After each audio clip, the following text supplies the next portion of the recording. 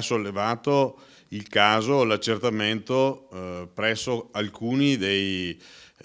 diciamo degli obbligati di questa tassa. È una tassa prevista da un decreto legislativo del 1993. Nel 1997 era uscita una norma non recepita dall'amministrazione dell'epoca, che dava la possibilità di alcune esenzioni, però non nella fattispecie di questo caso. Perché consentiva per esempio l'esenzione delle tende, mentre per esempio sui passi carai, cosa che fece invece l'amministrazione di Conegliano nel 93, era ammessa l'esenzione e fu fatta subito, ma nello specifico non solo secondo il nostro concessionario, ma anche secondo altri esperti che sono stati contattati, questa fattispecie non esiste, nel senso che la tassa, l'occupazione derivante diciamo, dalla proiezione di un'insegna che fuoriesce rispetto alla parete risulta tassabile. Ecco, io credo sia una grande stupidaggine, però stante così la norma e non essendoci precisazioni da parte del Ministero in questo senso, nella sua applicazione diventa qualcosa di assurdo, come in questo caso. Stiamo parlando di un'entità molto contenuta, perché stiamo parlando di 19 casi in tutta Conegliano. Faccio presente che a Conegliano ci sono circa 770 negozi, oltre a altri esercizi, perché in questo caso i 19 casi non sono tutti di negozi, perché c'è anche una compagnia assicurativa, ci sono altri servizi,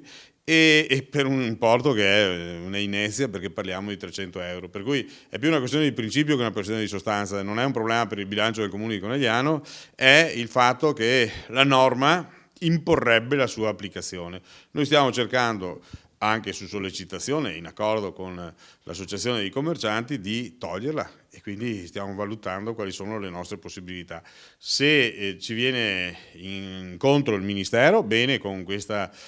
diciamo, con una risposta in qualche maniera chiarificatrice della norma, consentendoci l'esenzione, altrimenti tenteremo attraverso un regolamento da transitare in Consiglio Comunale, al quale il Ministero è obbligatoriamente tenuto di dare il suo parere. Se il parere sarà favorevole sarà abolita, se invece il parere sarà contrario cercheremo altre strade. Questa però, complessivamente, questa vicenda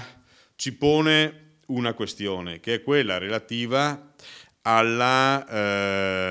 questa tassa sull'occupazione del suolo pubblico e della pubblicità, che dovrebbe essere stata eliminata ancora 6 o 7 anni fa,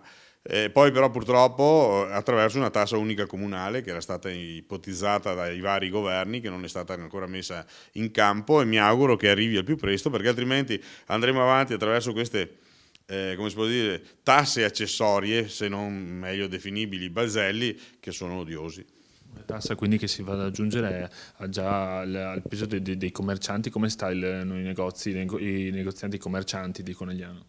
No, anche qui, vedi, allora, se si tratta di autonomia impositiva locale, non ha senso inserire nella norma possibili esenzioni. Dai la possibilità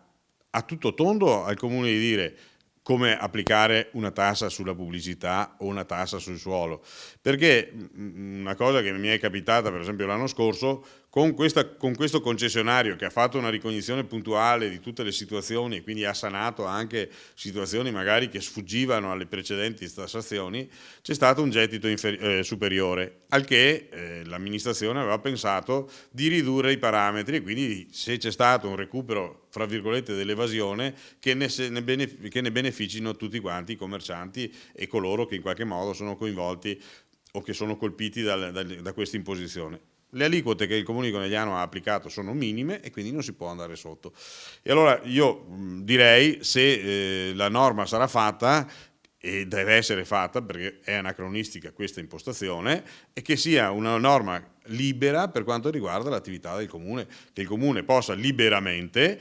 applicare una tassa con le modalità che ritiene più appropriate e più personalizzate alla propria situazione. nello specifico parlando di commercianti potrebbe essere anche una bella risposta anche questa di dire di modellare questa nuova imposta tenendo conto della situazione di difficoltà che oggi il settore della distribuzione vive.